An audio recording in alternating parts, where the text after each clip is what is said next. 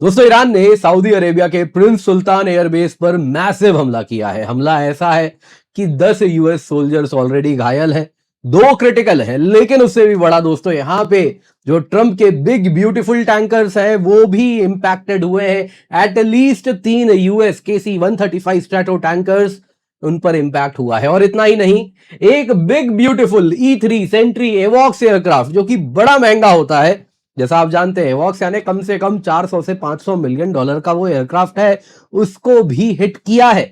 दोस्तों, इसके साथ ईरान ने सऊदी अरेबिया ही नहीं, बाकी गल्फ अलाइज जो अमेरिका के, उन सबको भी मैसेज दिया है कि देखिए, हम आपके मोस्ट सिक्योर लोकेशन रियाद के पास अमेरिका का फॉरवर्ड बेस, जहां पे प्रिंस सुल्तान एयरबेस, जहां पे अमेरिका के टैंकर्स रहते हैं और बाकी एयरक्राफ्ट रहते हैं, उनको सबसे सिक्योर साइट को हिट कर रहे हैं। तो आपके डिसैलिनेशन प्लांट्स क्या चीज है? क्लियरली मैसेज दे रहा है कि एक बार सोच लो जो तुम करने जा रहे हो। अगर तुम अमेरिका को सपोर्ट करोगे तो क्या कीमत तुम्हें देनी पड़ेगी। उसकी जो चेतावनी है वो खोखली नहीं है। ये बात यहां पे दर्शाया जा रहा है। आप देख सकते हैं, ईरान ने प्रिंस सुल्तान एयरबेस पे सऊदी अरेबिया पे हमला किया। 10 यूएस ट्रूप्स इंजर्ड है, 2 क्रिटिकल है। और इसके साथ साथ यहां पे आप देख सकते हैं सैटेलाइट इमेजरी भी आ रही है कि कैसे KC-135 स्ट्रैटो टैंकर्स को हिट किया गया है। ये आप देख सकते हैं कुछ इस प्रकार से। पहले ये सैटेलाइट इमेजरी है और उसके बाद आप जरा यहां पे देखिए कैसे धुआं धुआं कर दिया गया है। एक बार फिर आपको दिखाता हूं। यहां पे अगर आप देखें तो कहा जा रहा है कि एटलीस्ट 3 अमेरिकन KC-135 टैंकर्स को हिट किया गया है।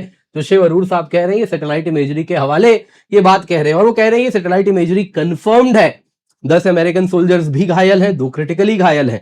यहां पे दोस्तों, यदि हम air and space forces magazine पर जाएं, जो कि अगर आप देखिए तो एयर एंड स्पेस फोर्सेज यानी कि एक ऐसी एजेंसी है जो यूनाइटेड स्टेट्स एयर फोर्स के साथ काम करती है, यूनाइटेड स्टेट्स स्पेस फोर्स के साथ काम करती है। उसके सर्विंग और retired personal air and space forces association के मेंबर है, जो कि ये मैगजीन निकालती है, जो कि प्रो अमेरिका टिल्ट रखती है। उसका भी कहना है कि कई रिफ्यूलिंग एयरक्राफ्ट यानी KC-135 स्ट्रैटो टैंकर्स हिट हुए हैं। साथ साथ E3 सेंट्री एवॉक्स कमांड एंड कंट्रोल प्लेन, उसको भी एयरक्राफ्ट वो भी डैमेज हुआ है।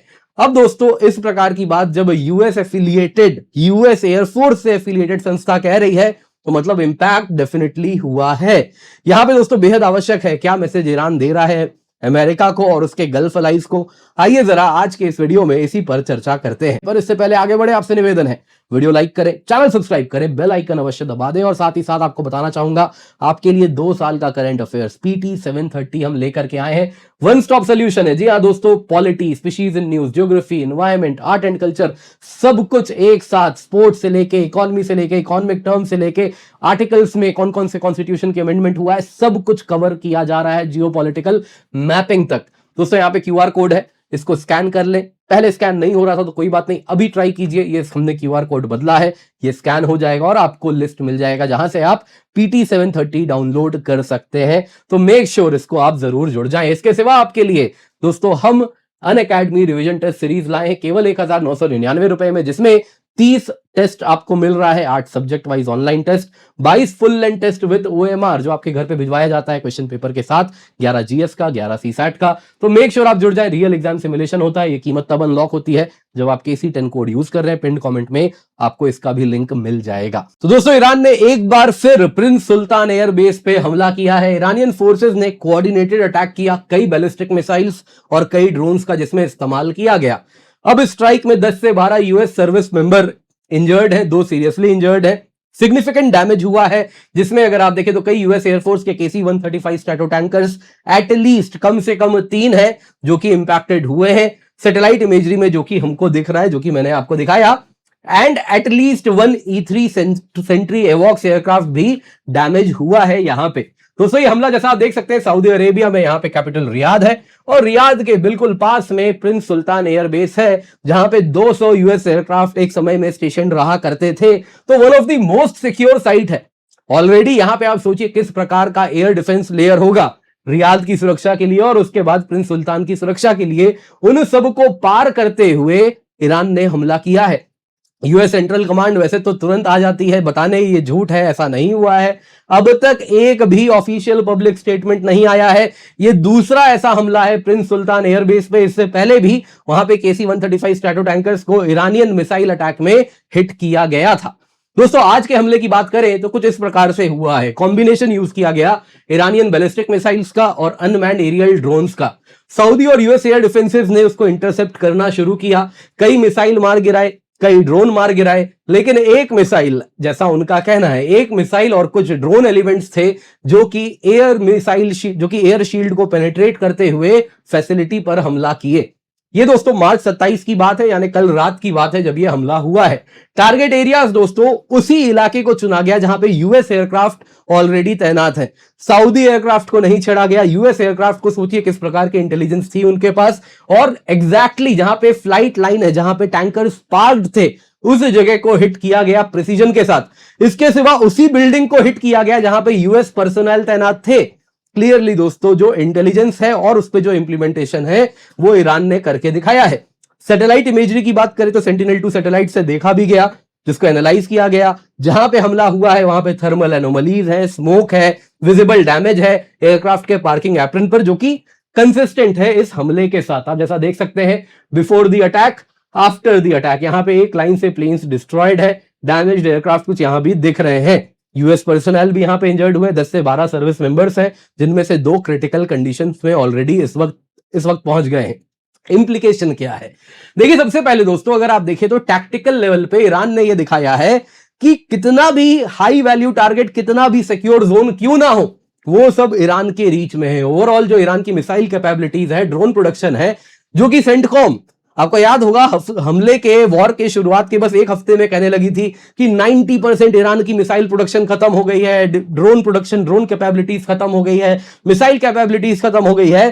वो सब कहीं ना कहीं झूठ है। एक नया स्टैटिस्टिक स्वयं यूएस ने कबूला है, आपको बताऊंगा। तो ये दिखा रहा है कि ईरान के पास बहुत ज्यादा फायर पावर अभी भी है। ऑपरेशनल लेवल पे जो KC-135 फ्लीट है, जो E-3 एवॉक्स है, वो जैसे जैसे इसकी संख्या कम होती जा रही है, यूएस का जो एयर ऑपरेशन करने की कैपेबिलिटी है अगेंस्ट ईरान, वो भी इंपैक्टेड हो रहा है। हालांकि यूएस के पास 90 से अधिक KC-135 स्ट्रैटो टैंकर्स हैं, लेकिन ऑलरेडी 8 से 10 हट चुके हैं बस और बस एक महीने के इस हमले में। स्ट्रेटेजिक लेवल पे अगर आप देखें तो यह दिखाता है कि यूएस अब अपने जो फॉरवर्ड बेसेस है उसकी सुरक्षा नहीं कर पा रहा है।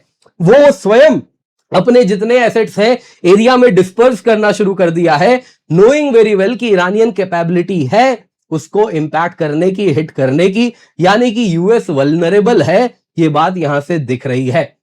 अब दोस्तों अगर हम देखें तो ये जो हमला है ये यूएस गल्फ अलाइज के लिए सेटबैक है। यूएस के जो गल्फ अलाइज है, जो मोनार्कीज है, सऊदी अरेबिया हो गया, यूएई हो गया, कतर हो गया, मेजर यूएस बेसेस वो सभी होस्ट करते हैं। सऊदी अरेबिया आपने देखा प्रिंस सुल्तान एयरबेस, वहां पे टैंकर एंड एयर ऑप्स के लिए फ्लीट रहती है यूएस की। वैसे ही कतर की बात करें तो सेंटकॉम का फॉरवर्ड बेस है। यूएई का अल डफरा है तो वहां पे स्टिल्थ फाइटर्स यूएस के रहते हैं, आईएसआर एसेट्स रहते हैं, इंटेलिजेंस, वैसे ही अगर आप देखें तो रिकॉनाइसेंस और इन सब के लिए एसेट्स यहां पे रहते हैं। बहरीन की बात करें तो यूएस नेवी की 5th फ्लीट है। तो यहां पे दोस्तों ये जो हमला हो रहा है ये गल्फ लीडर्स को कहीं ना कहीं फोर्स करवा रहा है कि क्या यूएस को फर्दर हम सपोर्ट करें, क्योंकि ईरान के पास कैपेबिलिटी है, वो हमें हिट कर सकता है। तो क्या फर्दर यूएस को इस वॉर में सपोर्ट करना है, क्योंकि ऑलरेडी पब्लिक नहीं चाहती है कि सऊदी अरेबिया, यूएई, इजराइल के तरफ से लड़े यूएस को सपोर्ट करके। तो क्या पब्लिक को एलियनेट करना, नोइंग वेरी वेल कि हमारी सुरक्षा ये नहीं कर पाएंगे, तो क्या ये करना चाहिए? दूसरा दोस्तों ये लिमिट दिखा रहा है कि जो करंट एयर डिफेंसेस है इस इलाके में वो सफिशिएंट नहीं है।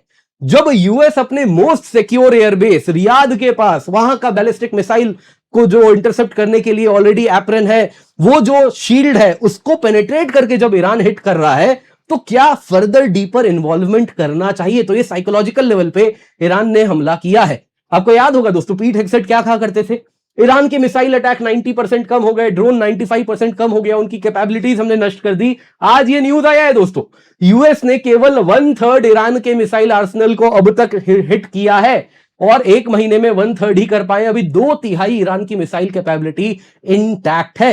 स्टार्टिंग की बातें सारी झूठ थी दोस्तों। इससे एक चीज दिख रहा है कि ईरान कॉस्ट इंपोज कर सकता है gulf civilian life support system पे। कारण है ये तो हार्डेंड मिलिट्री टारगेट है, इसको हिट करना तो बेहद कठिन है। आप सोचिए इसके सामने बड़े बड़े पेट्रोलियम रिफाइनरीज हैं, वैसे ही बड़े बड़े डीसैलिनेशन प्लांट्स हैं, तो उनको हिट करना कितना आसान है। और उसको एक बार हिट कर देगा तो फिर आप समझ लीजिए ये जो पूरा का पूरा इलाका है ऊंट चराने पे मजबूर हो जाएगा, कैमल एज पे आ जाएगा। तो ईरान जब धमकी दे रहा है कि हम गल्फ को कैमल एज में भेज देंगे, तो वो खोखली चेतावनी नहीं है, उसमें दम है। वो energy infrastructure, desalination plant, data centre सबको उड़ा सकता है और यूएस नहीं बचा पाएगा। तो ये बात ईरान ने कन्वे कर दिया है मोस्ट सिक्योर यूएस बेस को हमला करके। तो ये चीज क्लियरली अब सामने आ रही है। तो कहीं ना कहीं साइकोलॉजिकल लेवल पे भी ये जितनी गल्फ मोनार्कीज हैं 2 बार सोचेंगी फर्दर क्या करना यहां पर चाहिए।